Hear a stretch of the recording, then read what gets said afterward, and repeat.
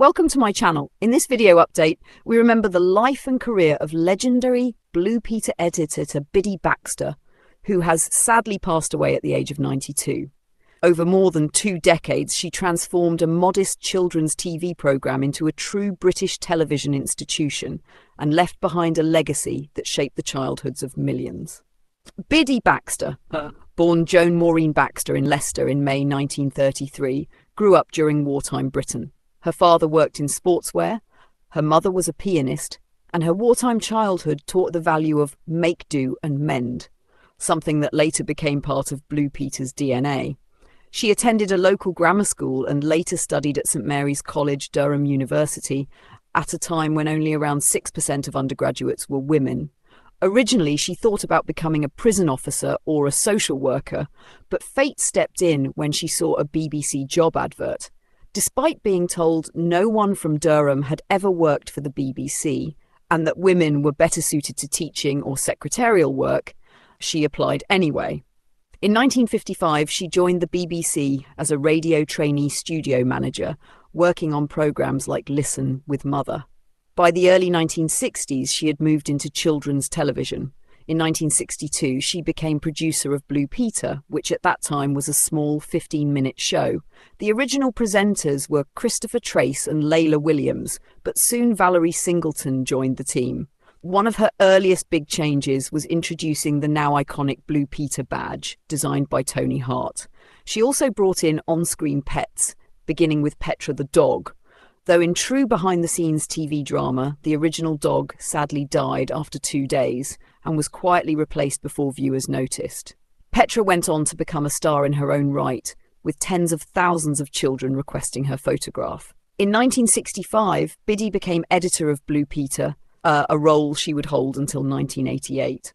Her vision reshaped the programme: location filming, adventurous challenges for presenters, charity appeals, recycling drives, and a strong connection with the audience. Viewers were encouraged to send in ideas for the show, and her team kept a detailed card index so letters could receive personal replies, right down to remembering if a viewer's hamster had recovered from a sore paw. Biddy's attention to detail was legendary. She was fiercely protective of the show's image, famously saying no presenter was bigger than the programme.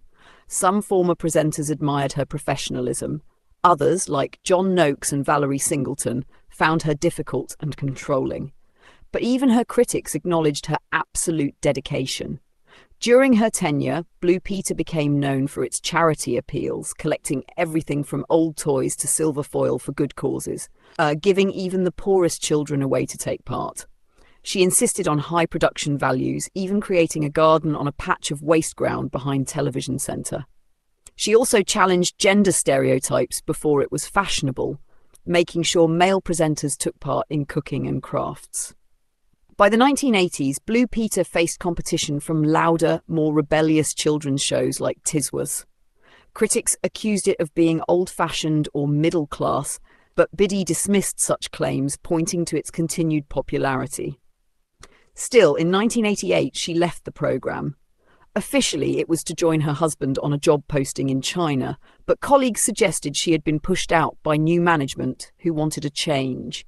Her departure marked the end of an era. She received the coveted Blue Peter Gold badge and continued to work as a BBC consultant until her retirement in 2000. In 2013, she received a special BAFTA award, a recognition many felt was long overdue. Michael Grade, former BBC One controller, summed her up simply: her life was that show.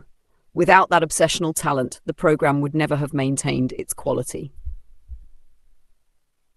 Biddy Baxter's legacy is woven into the fabric of British television history. She was Blue Peter, and for countless viewers, her work defined what great children's television could be. Thank you for watching this tribute to Biddy Baxter, a woman whose vision and determination shaped one of Britain's most beloved TV programmes. May she rest in peace.